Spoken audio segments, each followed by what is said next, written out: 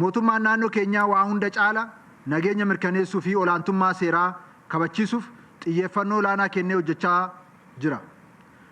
Addunyaan yeroo ammaa guddina dinagdee, raafama siyaasaa fi jijjiirama hawaasummaatiin rakkoo nageenya walxaxaa keessummeessaa jiraachuun ishee ni beekama.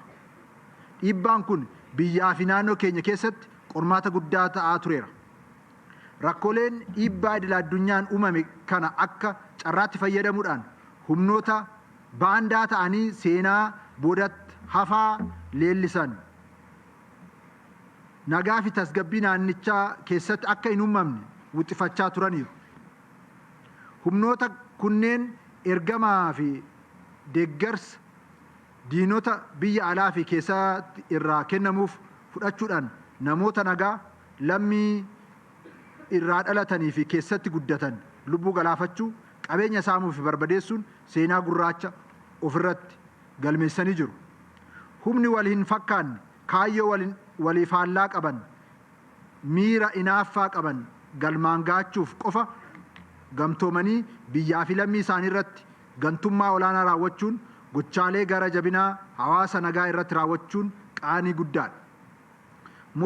Mootummaan humna beekees haa ta'u osoo hin beekin mokfamuudhaan uummata isaa ajjeesuu, saamuu fi shororkeessuu irratti tarkaanfii olaantummaa seeraa walirraa hin cinne fudhachaa turee jira.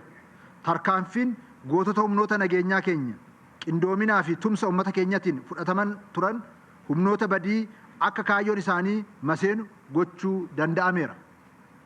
Tarkaanfiin hojii opereeshiniitiin fudhatamu jiru akkuma eegame ta'ee isaan waamicha mootummaa fi uummataa dhaga'anii karaa nagaatiin maatii isaaniitti deebi'uudhaaf fedhii qaban simachuudhaan leenjii haaromsa gadi fageenya kennuun ijaaramanii jireenya idilee isaaniitti akka deebi'an taasifamaa jira. Mootummaan ammas taanaan qaama waamicha karaa nagaa fudhatee karaa nagaa nan qabsaa jedhu qalbii jijjiirratee balballi nagaaf baname akka hin cufamne ta'uusaa ibsuun barbaada. Kanarraa kan hafe mootummaan humna abjuu karaa qaxxaamuraan aangoo qabachuu irraa abdii kutachuu dadhabee bosona keessa hafee jaanja'u funaanee seeratti akka dhiyeessu ta'uu ifatti isiniif ibsaa. Qaamolee hawaasaa nageenyaa fi hoggansa sadarkaa hundatti aarsaa qaalii kaffalaa jiranii fi uummata keenya tiksaa jiraniif ulfinni bara baraa akka isaaniif ta'u jechuun barbaada. Galatoomaa ulfaadhaa kabajamaa caffeen kunis akka qaamolee kana naa galateeffatuun gaafadha.